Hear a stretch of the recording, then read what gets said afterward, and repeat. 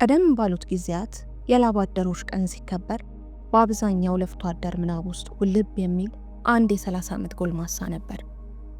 ይህ ጎልማሳ ሰርቶ የማይደክመው ፈርጣማ ጡንቻ ያለው ንቁ፣ በሚሰራበት ፋብሪካ ውስጥ ከሁሉም የሚግባባ፣ ስራ ቦታውን የሚወድ፣ የስራ ስነ ምግባርን የሚያከብር፣ የአንዲት ቆንጆ የ25 ዓመት ወጣት ባል፣ ሚስቱን የሚወድ፣ ትዳሩን አክባሪ የአንድ ወንድ ልጅ አባት ነበር። ውድ የቻናላችን ቤተሰቦች፣ ዓለም ላይ የተቀጣጠለው የሰራተኛ አብዮት መሰረት የነበረው የሰራተኛ ማህበር ጥቅም ቀድሞ የገባው ማህበሩን ለሰራተኛው ህልውና ምን ያህል ጠቃሚ እንደነበር ገመናውን ከፋፍተን ታሪኩን ያየነበትን ሰው ልናስቃኛችሁ ወደድን። ለቻናላችን አዲስ ከሆናችሁ ሰብስክራይብ በማድረግ የቻናላችን ቤተሰብ ይሁኑ። የዚህ ሰው ታሪክ ከምናባችን ጋር ተዋህዶ ለ50 ዓመታት ሊዘልቅ 1 ዓመት ብቻ ቢቀረውም የዚህን ሰው ታሪክ የከተበልን ሰውን አውቀዋለሁ የሚል ሰው ሳናገኝ ግማሽ ምዕተ ዓመት ሊሞላው 1 ዓመት መቅረቱ ቢያሳስበን ቱሉ ፎርሳን የሰነድክልን ወዴት ነህ ልንል ወደድን። ወቅቱ በተለያዩ ሀገራት ያሉ ጭቁኖች በደላችን ከልክ አልፏል ብለው አብዮት ያቀጣጠሉበት ዘመን ነበር።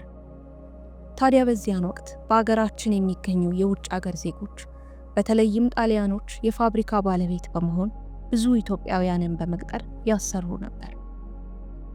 ሙሴ ጋሌብ የተባሉ አንድ ጣሊያናዊም የፓስታና ማካሮኒ ፋብሪካን ከፍተው ብዙ ሰዎችን ቀጥረው ያሰሩ ነበር። ሰራተኛ ከማለት ላብ አደር ወይም ለፍቶ አደር የሚለው ቃል በደንብ ሳይገልጻቸው አይቀርም። ፋብሪካቸው የቆመው በእነዚህ ላብ ከዱቄት ጋር ተቀላቅሎ በሚወርድባቸው ሰራተኞቻቸው ትከሻ ላይ ነው።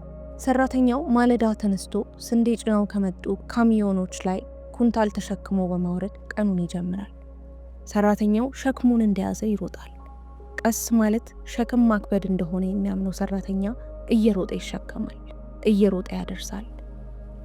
ታዲያ ይህ የሸክም ኑሮ የትዳርን ኃላፊነት ለመሸከም የሚያስችል ነፃነት አልሰጠውም መሰል። አብዛኛው ሰራተኛ ተመሳሳይ ቀን ውሎ ተመሳሳይ ምሽቶችን የሚያሳልፍ ወንደላጤ ነው ከቱሉ በስተቀር። ቱሉ ምን የመሰለች ትዳሯን አክባሪና ደጋፊ የሆነች ሚስት ነበረችው። እድሜዋን ሙሉ በእሳት እየተለበለበች ያደገች እንጀራ ጋጋሪ፣ ትዳሯን አክባሪ አፍቃሪ ሚስት፣ እንጀራ ሸጣ የቤቷን የችግር ቀዳዳ የምትደፍን። ቱሉ ቀኑን ሙሉ ፎርሳ እያለ ኩንታሉን ሲያገለባብጥ ውሎ ከዕለት ድካሙ እርፍ የሚለው በትዳሩ ነው። አመጋገቡም እንደ አብዛኛው ላብ አደር አይደለም። አብዛኛው ባልደረባው ደረቅ እንጀራ አላምጦ ሲያድር፣ ቱሉ ብቻ የተሻለ ነገር ይበላል። ከስራ ሲመለስ አንዳንዴ ስጋ ገዝቶ ይመጣል። እራ አለፍ እያለ ጠላም ጠጅም መውሳሰዱ አልቀረም። ታዲያ ይህ ትዳር በልጅ ተባርኮላቸው ነበር። ምን ዋጋ አለው? ልጁ 2 ዓመት እንደሞላው ግን ትልቁ ፈተና መጣ። ትንሹ ልጃቸው ታመመ። ለማሳከሚያ የሚሆን 2 ብር ማግኘት ትልቁ ፈተና ነበር። ቱሉ ሁሉንም የድርጅቱን ሰራተኞች ብድር ቢጠይቅም ለዛ ሲሸከም ለሚውል ላብ አደር ዳገት ነበር። ላይ ቢወጣ ታች ቢወርድ 2 ብር ማግኘት ትልቅ ፈተና ሆነ። በስተመጨረሻ ያልተጠበቀ 20 ብር ከሰራተኛ ማህበር ተሰጠው።